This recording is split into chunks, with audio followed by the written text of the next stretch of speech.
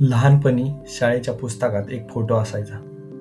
मोठा घुमट, 4 उंच मनोरे आणि खाली एक गोल घुमट. तेव्हा वाटायचं हे फक्त पुस्तकालयातच असेल. आणि आज तोच फोटो माझ्या डोळ्यासमोर नाही, तर मी त्या स्वतः घुमटाखाली उभा आहे. मित्रांनो, हा आहे गोल घुमट. बालपणी पाहिलेल्या चित्रातून थेट वास्तवात आलेला इतिहास.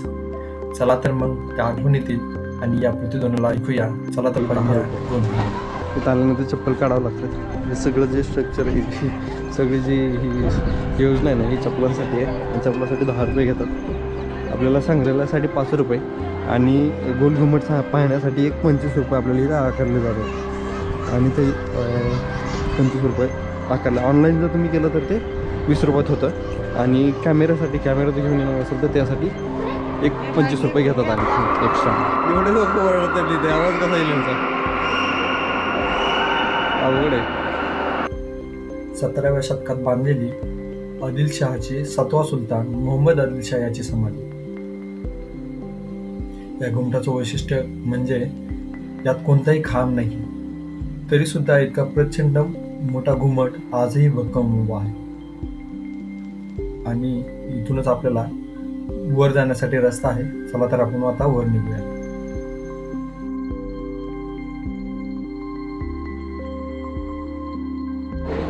आपल्याला आपण पहिल्या मजल्यात आलेलो आहोत. इथं जी 4 कंपन्या आहेत ना, जे 8 मजले आहेत ते आपल्याला इथं पाहायला मिळतात. आणि याच्यातूनच आपल्याला वर जाण्यासाठी रस्ता आहे. आणि बघा, हे इथून बघा, तर जे 8 मजले आणि इथून पायऱ्याचा मार्ग आहे असं जाण्यासाठी.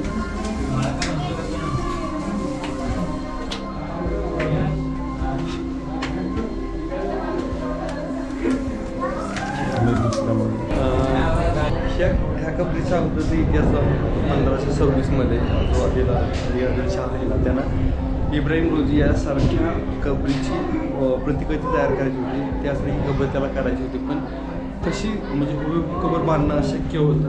म्हणून त्यांनी स्वतःची एक आपली ओळख निर्माण करायची किंवा स्वतःचं एक अस्तित्व टिकवण्यासाठी त्याने एक आगळीवेगळी अशी एक कबर तयारी केली, ज्याला आज आपण गोल घुमट. हा आहे 3रा मजला. सेम आकाराने आणि स्ट्रक्चरने सुद्धा सेम आहे. 4था मजला. एका साईडला जायला रस्ता आहे ना, त्यामुळे थोडासा उशीर होतोय. 5वा मजला. 6वा मजला. काय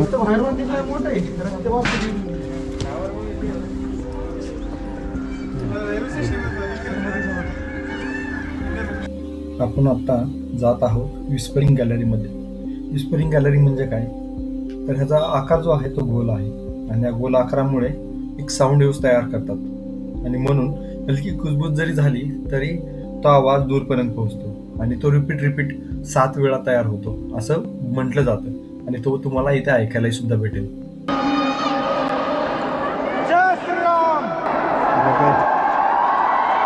तुम्हाला आवाज येतो का सांगा बरं 7 वेळेस? आता ही इतकं कालवा करत आहेत, त्यात कुणाचा आवाज तर येणार नाही आहे. तुम्हाला येतोय का बघा बरं.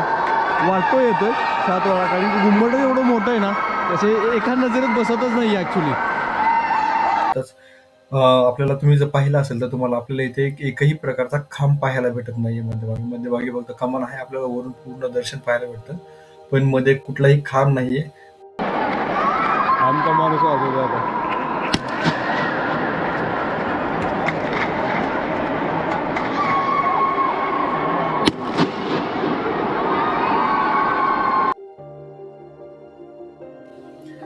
तर इथं आल्यानंतर आपल्या प्रत्येकाच्या मनात एक प्रश्न येतो, हे घुमट बांधलं कोणी?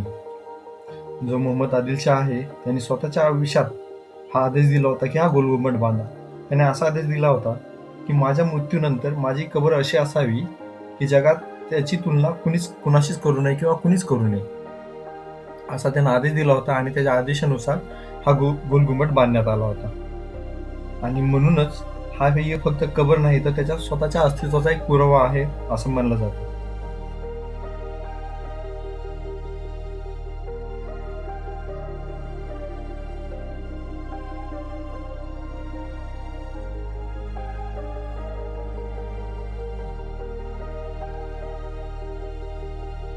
या गोलघुमटाचं बांधकाम हे 1626च्या सुमारास सुरू झालं होतं आणि ते अनेक वर्ष चाललं.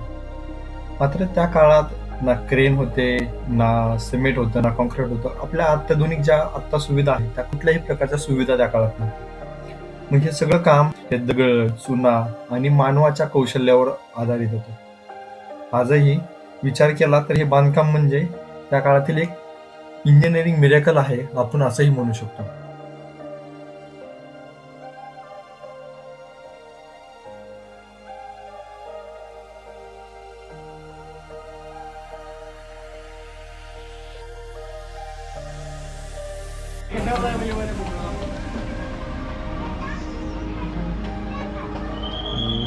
इथून हा रस्ता घुमटामध्ये जाणार रस्ता आहे, तो आता सध्या बंद आहे.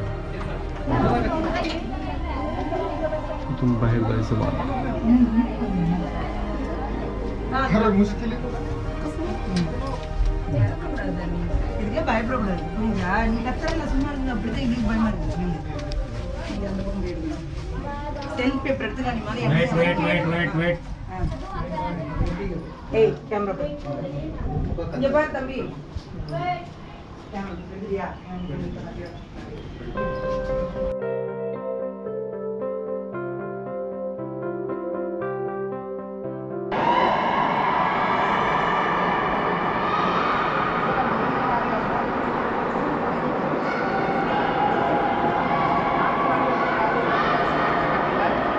त्यांचं घेतो हे दर घेतो.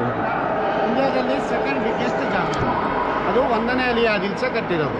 ಅದು 1540ರಿಂದ 1560. ಅದು ಕಟ್ಟೋಕೆ 20 ವರ್ಷ ತಗೊಂಡಿದೆ. ಅಲ್ಲಿ ಸ್ವರ್ಣಾಕ್ಷರದಿಂದ ಅರಬ್ಬಿಯಲ್ಲಿ ಕುರಾನ್ನ ಆಯತ ಬರ್ತಿದೆ. ಆಯತ ಅಂದರೆ ಭಗವದ್ಗೀತೆಯಲ್ಲಿ ಶ್ಲೋಕಗಳಿರ್ತಾವಲ್ಲ, ಅದೇ ಥರ ಕುರಾನ್ನ ಆಯತನ ಸ್ವರ್ಣಾಕ್ಷರದಿಂದ ಅಲ್ಲಿ ಬರ್ತಿದೆ. ಅದರ ನಂತರ ಅವನ ಮಗ ಸೆಕೆಂಡ್ ಇಬ್ರಾಹಿಂ ಆದಿಲ್ಸ ಇಬ್ರಾಹಿಂ ರೋಜಾ ಕಟ್ಟಿಸಿದ. ಇಬ್ರಾಹಿಂ ರೋಜಾ ನೋಡಿದಿರಾ ಸರ್? ಇಬ್ರಾಹಿಂ ರೋಜಾ ಇವರ ತಂದೆ ಸೆಕೆಂಡ್ ಇಬ್ರಾಹಿಂ ಆದಿಲ್ಸ ಕಟ್ಟಿದ್ದಾರೆ. ಅದು ಎದಕ್ಕೋಸ್ಕರ ಕಟ್ಟಿದ್ದಾನಂದರೆ ತನ್ನ ಹೆಂಡತಿಗೋಸ್ಕರ ಕಟ್ಟಿಸಿರೋ ಸ್ಮಾರಕ. ಅದು 1610ರಲ್ಲಿ ಕಟ್ಟೋಕೆ ಚಾಲು ಮಾಡಿದಾನೆ, 1626ರಲ್ಲಿ ಕಂಪ್ಲೀಟ್ ಆಗಿದೆ. ಅದು ನೋಡಿ ಇಂಪ್ರೆಸ್ ಆಗಿ ತಾಜ್ ಮಹಲ್ ಕಟ್ಟಿದ್ದಾರೆ. ತಾಜ್ ಮಹಲ್ ಮಾರ್ಬಲಿಂದ ಕಟ್ಟಿದ್ದಾರೆ, ಅದು ಲೋಕಲ್ ಕರಿಕಲ್ಲಿಂದ ಕಟ್ಟಿದ್ದಾರೆ. ಅದಕ್ಕೆ ಬ್ಲ್ಯಾಕ್ ತಾಜ್ ಮಹಲ್, ಪೈಲಾ ತಾಜ್ ಮಹಲ್, ದಕ್ಷಿಣ ತಾಜ್ ಮಹಲ್.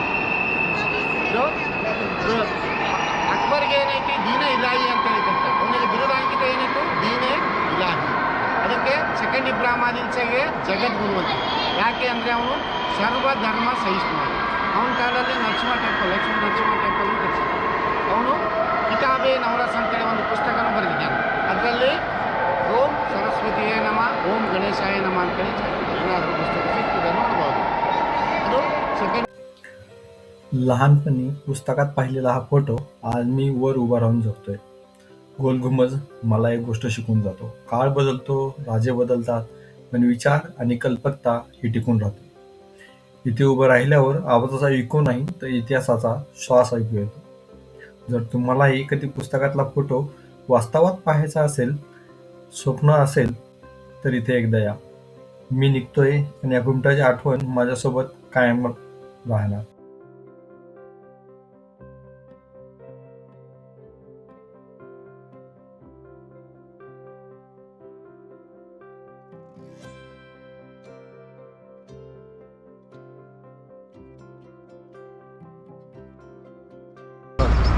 तुम्ही म्हणजे इथं आल्यानंतर जे इथले घोडागाडी आहे ना, ती जर घेऊन तुम्ही फिरलात नाही तर इथले ते पॉईंट हे लोक जे आहेत ना, ते सगळे स्पॉट दाखवतात तुम्हाला एक मिनिमम अमाऊंटमध्ये.